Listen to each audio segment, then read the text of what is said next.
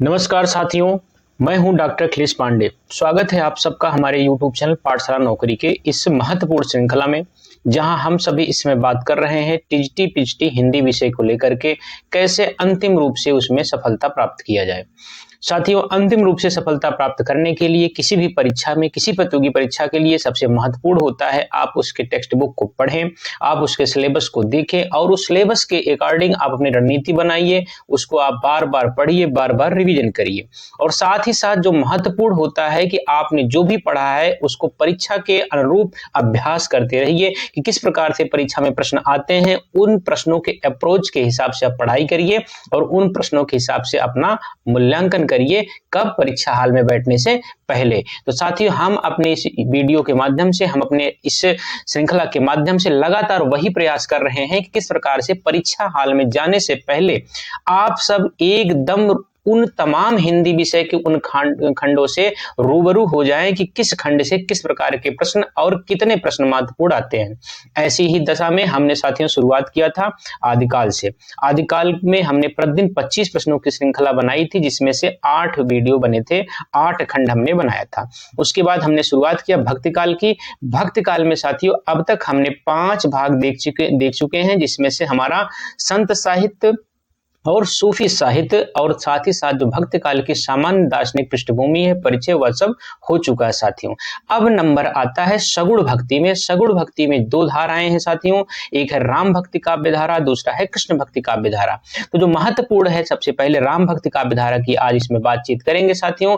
तो उससे पहले आप सबसे आग्रह है हमारे चैनल को आप लोग सब्सक्राइब करें। जितना जल्दी आप लोग हमारे इस चैनल को 500 तक पहुंचाएंगे, मैंने आपसे वादा किया है कि हम अब तक जितनी परीक्षाएं दिए हुए हिंदी विषय से जितना हमको सफलता प्राप्त हुआ है, उसके निमित्त हमने कुछ तो अपनी नोट्स, अपनी स्टडी जो भी बनाया था वह आप सबके बीच में लेकर के निःशुल्क आऊंगा।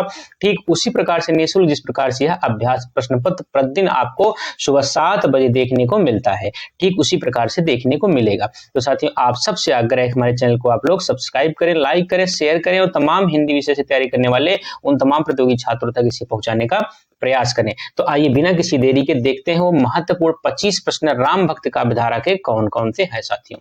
सबसे पहले है, क्या है हेडिंग है इसमें साथियों? सबसे पहले हेडिंग इसमें है कि राम भक्ति काव्य। राम भक्ति काव्य, राम भक्ति काव्य में भक्ति काल का जो भाग संख्या 6 है साथियों, भाग संख्या 6 है साथियों। इसमें जो है सबसे पहला है स्वामी अग्रदास किस काव्य धारा के कवि हैं? संत काव्य धारा, प्रेमाश्रय या राम भक्ति काव्य धारा या कृष्ण भक्ति काव्य धारा? ये है राम भक्ति काव्य धारा के साथियों। आइए आगे की तरफ बढ़ते हैं। अवधी भाषा के सर्वाधिक लोकप्रिय महाकाव्य का नाम क्या है? पद्मावत है, मधुमालती है, मृगावती, रामचरितमानस है। तो ये साथियों रामचरितमानस है। क्या है साथियों? रामचरितमानस है साथियों, ये है रामचरितमानस। गोस्वामी जी के पिता का नाम क्या था? गंगाराम, आत्माराम, देवतादीन। तो आत्माराम दुबे इनके पिताजी का नाम था, यहीं पे आप देख लीजिए साथियों। तुलसीदास जी की भक्ति का स्वरूप क्या था? दास्य भक्ति थी, सख्य भक्ति थी, वात्सल्य, मातृ। हमने भक्ति काल की दार्शनिक पृष्ठभूमि की बात कर रहे थे, वहां भक्ति के प्रकार की बात किया था साथियों। तुलसी की भक्ति कैसी भक्ति है साथियों? तुलसी की भक्ति साथियों आपका दास्य भक्ति है। कैसी है? दास्य भक्ति है। कैसी है साथियों? दास्य भक्ति है। गोद लिए हुलसी फिरे तुलसी सो सुत होए, यह पंक्ति निम्न से किस कवि की? बड़ा महत्वपूर्ण साथियों, बार बार पूछा जाता है। प्राणचंद्र चौहान का है क्या? नहीं, प्राणचंद्र चौहान का नहीं है। नाभादास का है क्या? नहीं है। नरोत्तम दास का है क्या? नहीं है। रहीम का है क्या? हाँ, रहीम का है साथियों। किसका है? रहीम का है।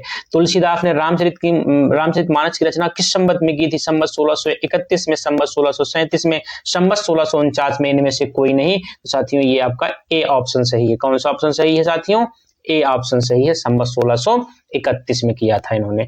आइए क्वेश्चन नंबर 7 की तरफ आगे बढ़ते हैं। रामचरितमानस में कुल कितने कांड है साथियों?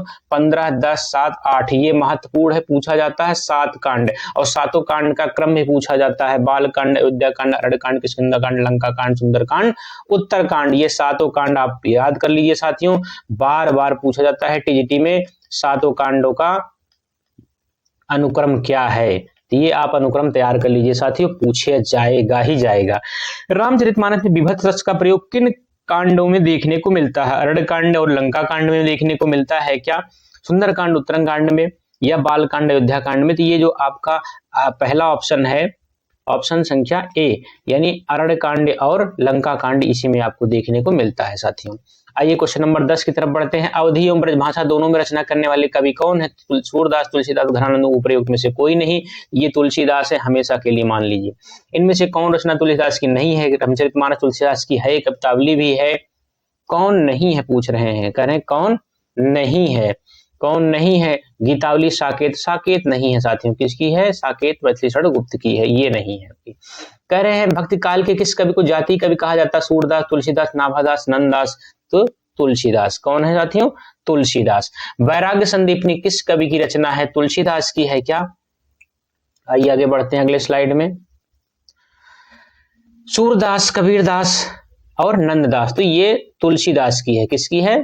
तुलसीदास की है साथियों, ऑप्शन ए तुलसीदास। करें भक्ति काल की रामाश्रय शाखा के इनमें से कौन से कवि हैं? सूरदास, मीराबाई, जायसी, तुलसीदास। रामाश्रय शाखा के कवि कौन से हैं? तो कौन है साथियों?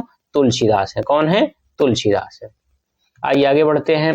करें तुलसीदास की विनय पत्रिका रचित है ब्रजभाषा में, अवधी में, खड़ी बोली में, वैदिक संस्कृति में, किसमें है साथियों? तो ब्रजभाषा में। अवधी और ब्रज दोनों में तुलसीदास का समान अधिकार था। करें इनमें से कौन सा कथन असत्य है? ज्ञानाश्रय शाखा कवि निराकार की उपासना करते हैं, तो बात तो सही है। कबीर संत कवि है, ये भी बात सही है। असत्य पूछ रहा साथियों, कौन पूछ रहे हैं? असत्य पूछ रहे हैं। क्या पूछ रहे हैं? असत्य पूछ रहे हैं। प्रभु जी तुम चंदन हम पानी, यह कथन किसका है? रैदास का है। बिल्कुल सही बात है, तो यह सत्य हो ही नहीं सकता है। फिर संत तुलसीदास ज्ञानाश्रयी शाखा के कवि हैं? नहीं भाई, संत तुलसीदास राम भक्त काव्य के कवि हैं, तो ये ऑप्शन प्रश्न का ये सही होगा सर।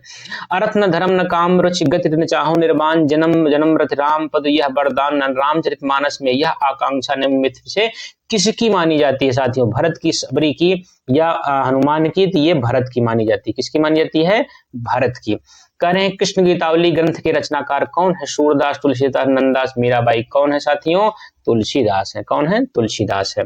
निम्नलिखित विकल्पों में से जो राम भक्त काव्य की विशेषता नहीं है उसे बताइए। यानी 3 ऐसे होंगे जो राम भक्त काव्य की विशेषता बताएंगे, एक ऐसा होगा जो अलग होगा। विष्णु के अवतार रूप में राम का वर्णन होता है। बिल्कुल सही बात है साथियों, राम भक्त काव्य में विष्णु के राम रूप का वर्णन होता है।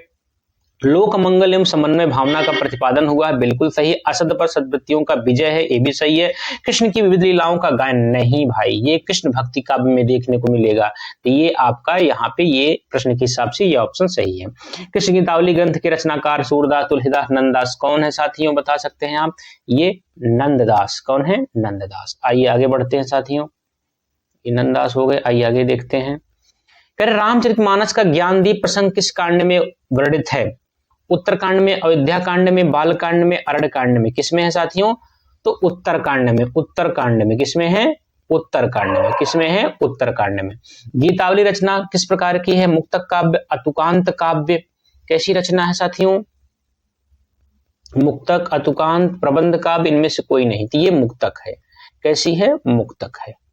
कहें भक्त काल के किस कवि ने संस्कृत को छोड़कर भी संस्कृत की शास्त्रीय परंपरा का निर्वहन किया था? तुलसीदास। जायसी, सूरदास, तुलसीदास, नंददास। कौन है साथियों? तुलसीदास। कौन है? तुलसीदास। तुलसीदास। रामचरितमानस में किस संवाद का संबंध नहीं है? 4 प्रकार के संवाद देखने को मिलते, बड़ा महत्वपूर्ण है।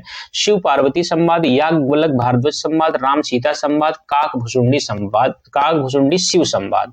इसमें से एक गलत है। तो ये जो ना काक भुसुंडी है ना, ये शिव के साथ नहीं, गरुड़ के साथ। ये वाला ऑप्शन आपका ये इसी हिसाब से सही है, बाकी सब सही है क्वेश्चन के हिसाब से डी ऑप्शन।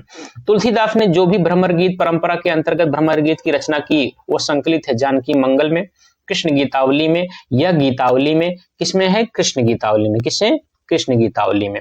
तो साथियों ये रहे आज के महत्वपूर्ण 25 प्रश्न राम भक्ति काव्यधारा से। आगे आपको कृष्ण भक्ति काव्यधारा से 25 महत्वपूर्ण प्रश्न मिलेंगे।